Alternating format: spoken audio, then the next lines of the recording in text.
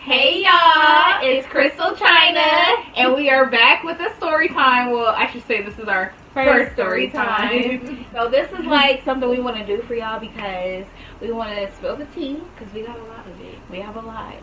And we feel like you guys should know. You've known us for so long now. I mean, you've seen us grow up. Yeah, so I feel like we should share some of our experiences with you guys. We do want to make sure that you guys remember to like, comment, and subscribe on this video. Yes.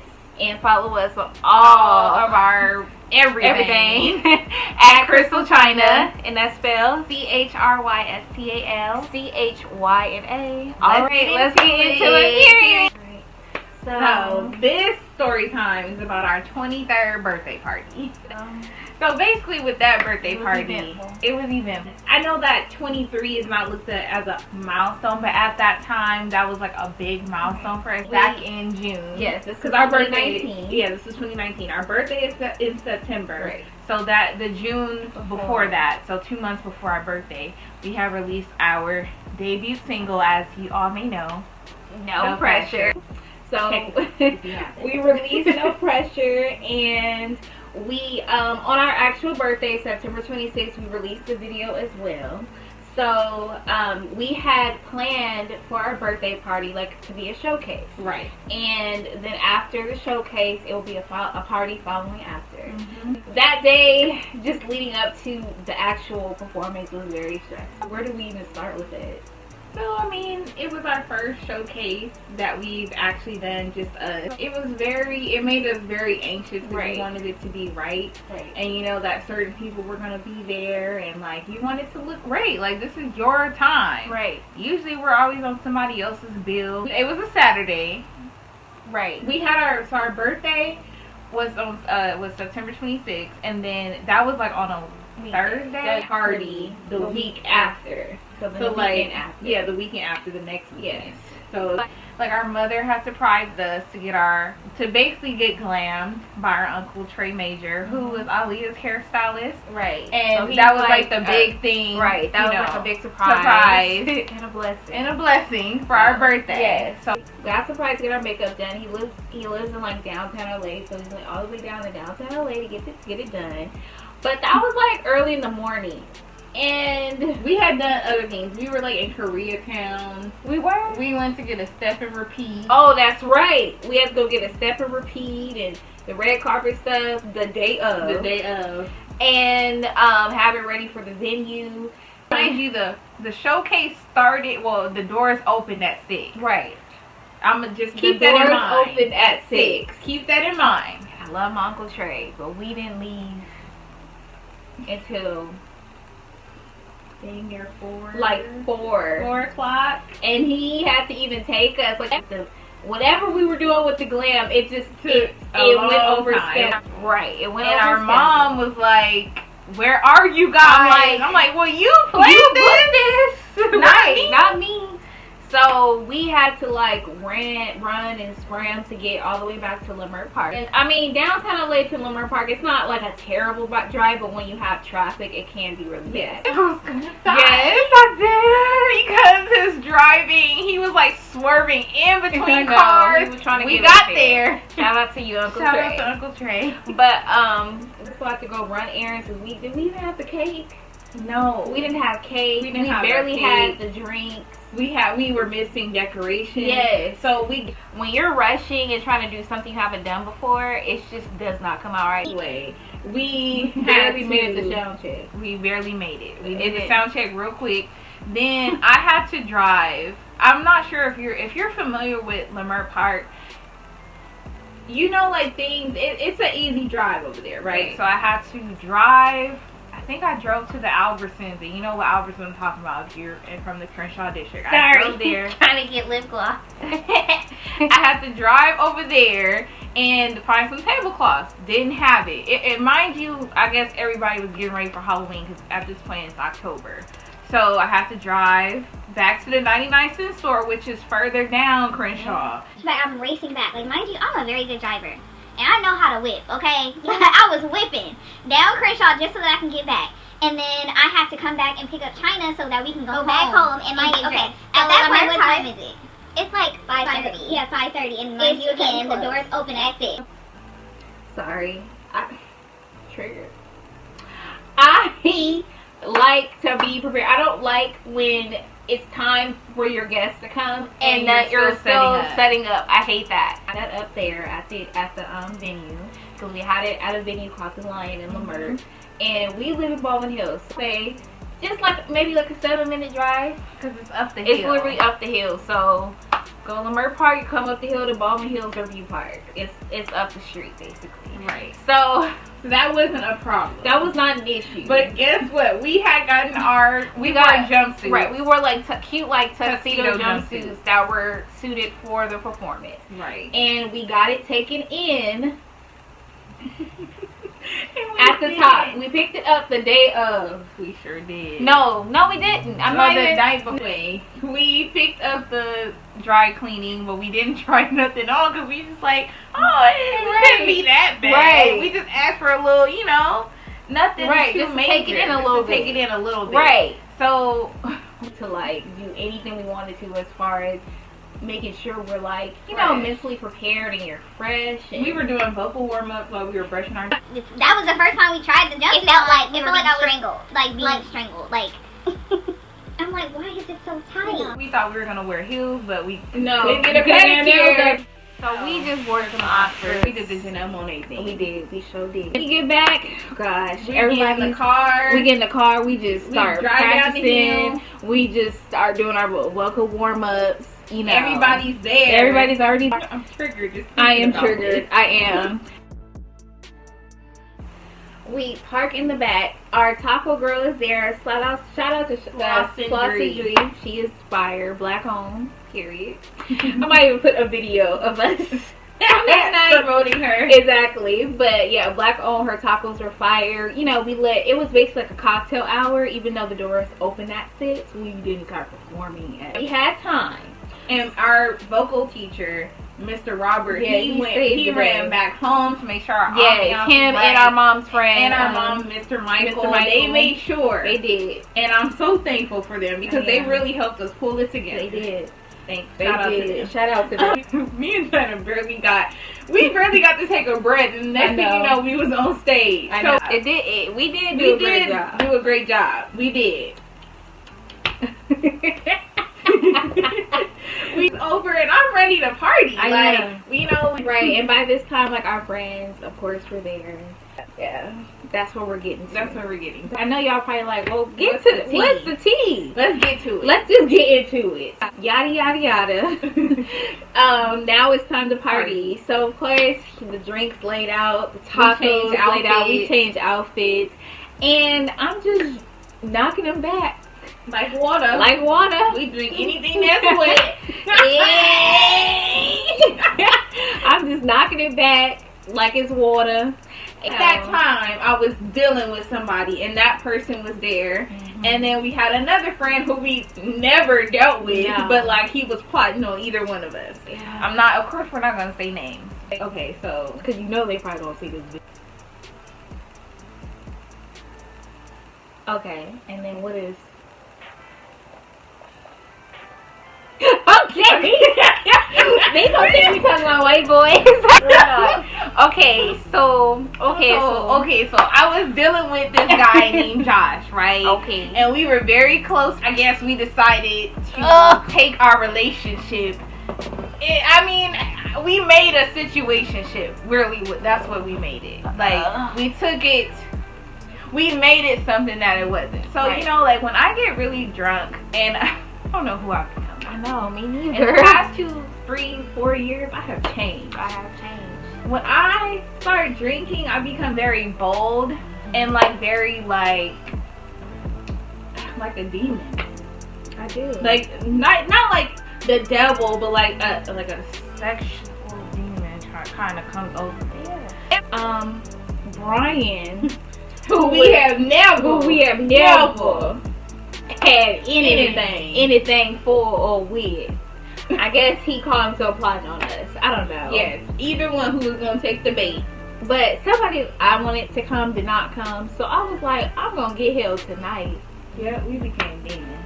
But we was having fun. It was our birthday. It was our birthday. I can drink back and I'm being very sad. Yeah, we both were. But that's what we do. We're very flirty. I'm flirty not when even when I'm sober. I'm very like flirty. I guess I can. Anyway, long story short, to remind you guys, we said that we had the building at least I think until 12. So we shut everything down at like 11. Right. At that point, it was kind of like, it was like, why keep it going? Right. Why keep it going? So Brian had the bright idea for us to like go out to Hollywood to like a bar for like a little, because we didn't want to end the night. Like we were already like getting hurt, and mind you, I was more tipsy than drunk at that point, so I was cool. I was full blown. She was full blown drunk. They thought I was gonna make it. Yeah, we were like, you can't go with this if you acting like But that. I was like, it's my birthday. But it's my first day. I'm kidding. So yeah, like it was his big idea. So we all went home. Per usual. We went to change. Our best friend Natalia came with us, and we went to like freshen up at our house. flat. Right. And we changed our clothes again, and we just got some more comfortable stuff. I remember what I wore. I may have been drunk, but I was.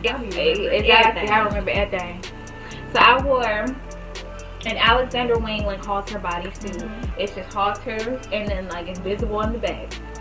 So I remember. As you see, I have a lot of boobature out. It was a lot of boobature. I wore John Paul Gaultier like bodysuit and some boyfriend jeans, I think, and some Nike blazers or something.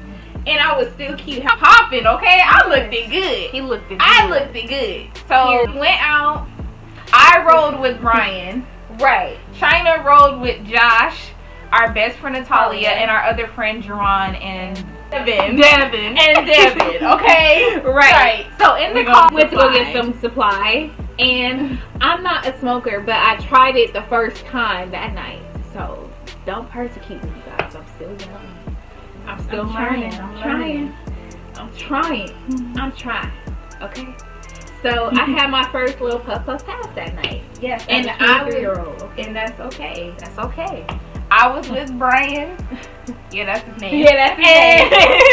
And we was just like, he was putting all my songs on. We was listening at that time. There was a song called we still listen to it, but Vintage and Adventurous by Bout a Bag Conrad from the Abs.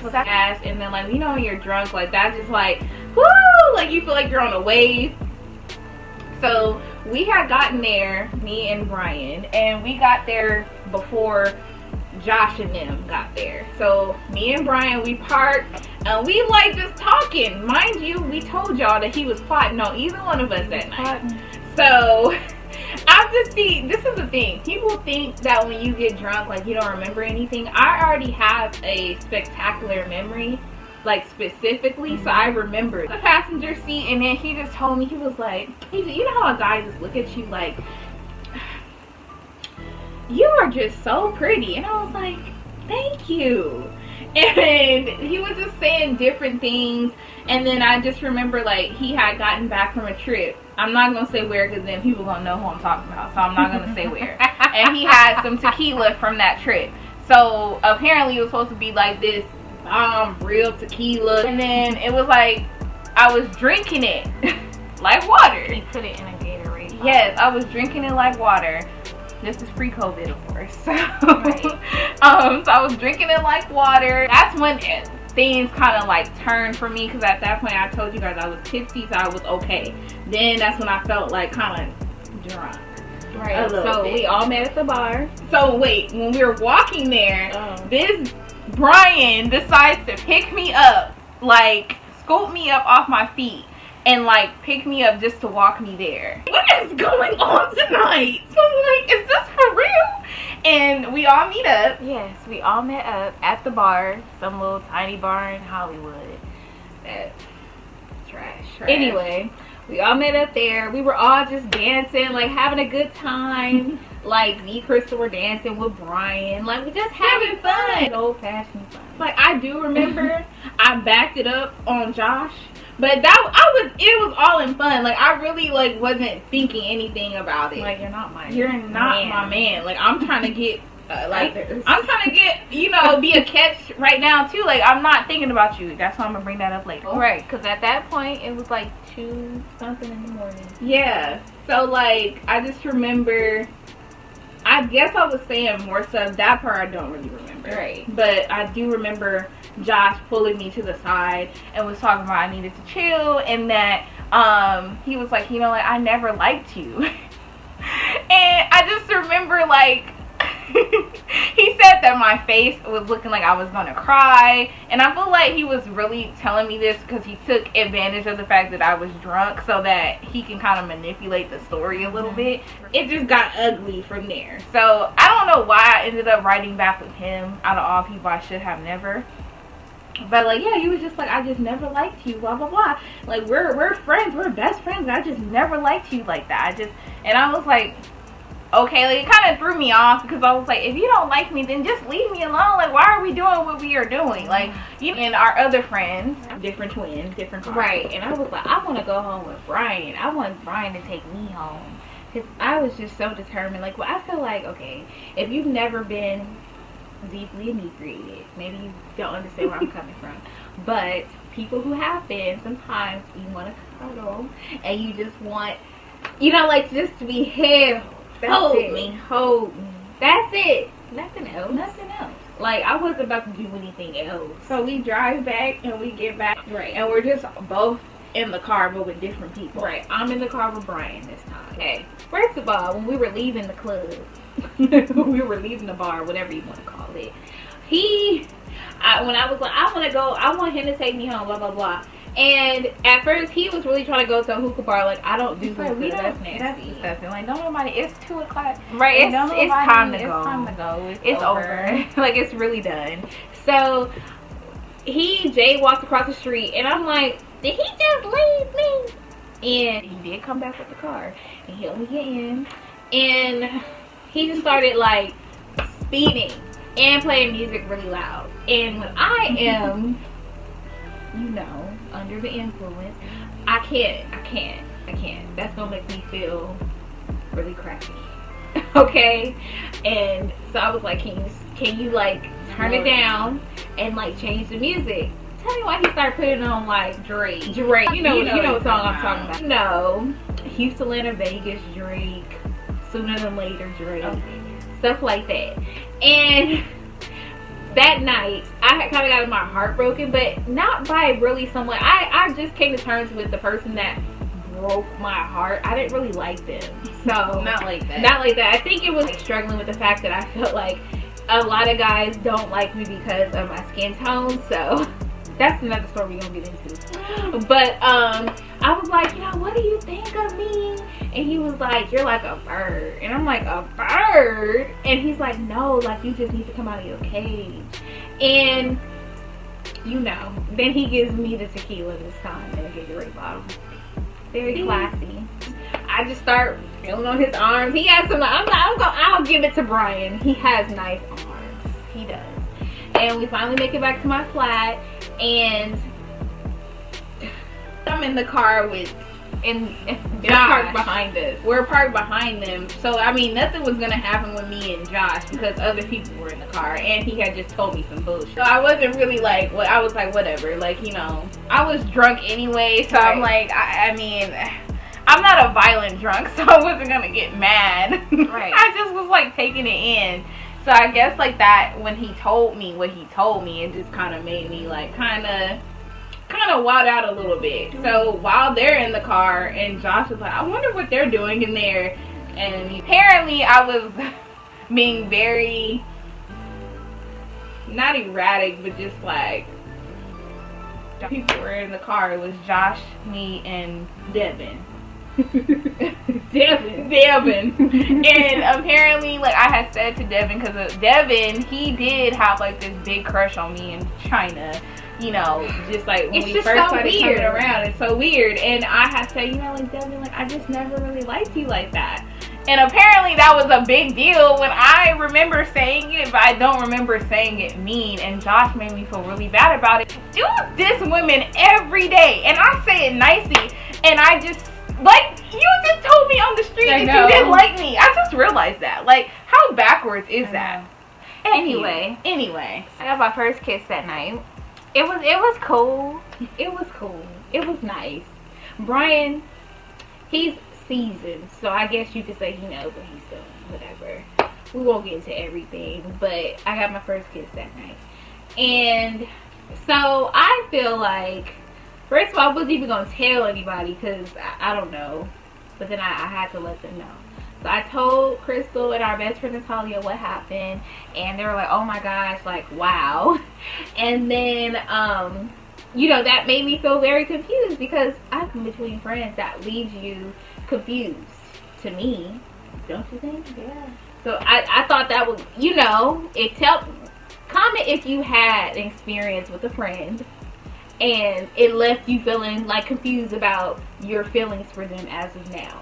And a few weeks passed by and I should have never done this because I already know what kind of person Brian is.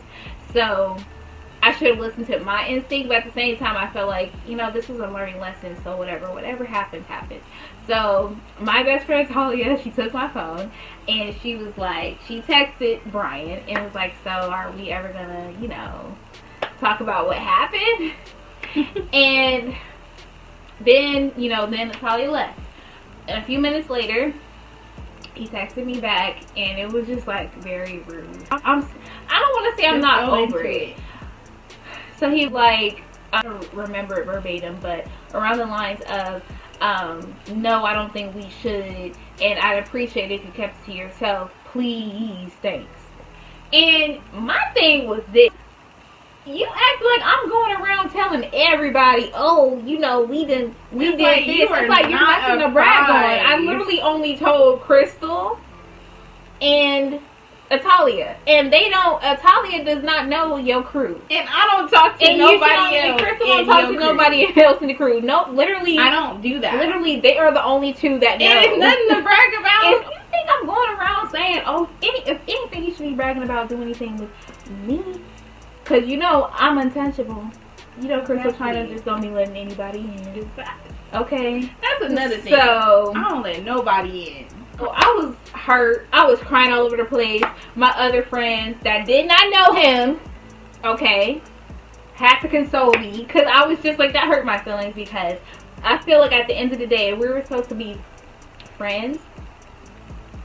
That's not how you respond to a friend.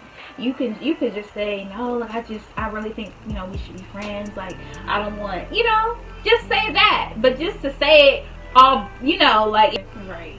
So fast forward weeks after. Right. I had muted this person, Brian, on everything. I didn't want to see his face. I don't want to see anything he was talking about. So, and it's still that way now. With me muting him, I don't watch his stories. So Crystal didn't mute him, of course. I mean, she doesn't owe me that. So you had went on his story. Like that. I just didn't like. I didn't really pay attention to him to begin with. So. You know, when you're watching stories, you just go through everyone's story. Right. So it's that not don't like just because I saw your story, I'm not saw yeah, stupid girl, and he put a heart next to it. I was like, you know that gift of that girl.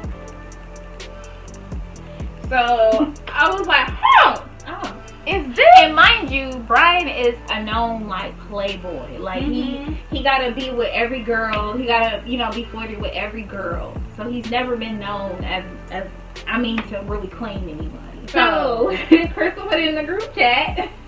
I did. And a friend that does not know Brian was like, hey, I know her. And you know, LA is very small. LA is very small. This is the thing. This is where I saw him post her on his Instagram. I don't know who this person was. I just saw a girl with a heart. And then our friend, shout out to her, I don't even put their names out.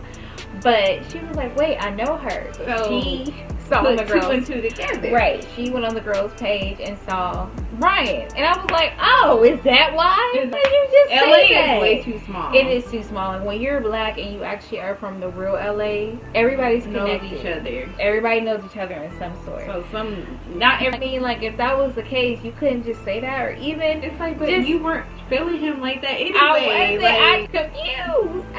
Okay. Fast forward to February 2020, right before the pandemic hit. We went to a party, and it was so weird. Like, the night we were getting dressed for it, it dawned on me that he was gonna be there. I was like, oh gosh, because I had not seen him since then. So of course we walk in the party, he's like, of course, the first person you didn't see. So it was me, Crystal, our best friend Celeste. I love her. And we walked in, and I just bypassed him. I did. I saw him, but I wasn't speaking that night. And of course he pulled me in for a hug, and I was like, you know, why can't people just apologize? I'm saying, like, we grown. He didn't have to come at her like that. I really just minded my own that whole night. I kept my distance, even if I was by myself for periods of time. I just really was not trying to be around him. But I don't speak to him. I wish him the best. That's where it came all from. because of him. Like, right. It didn't have to be like that. It didn't. But yeah, you know, that was the story of our 23rd birthday party.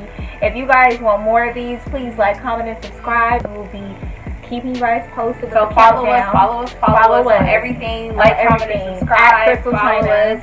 We're gonna have everything.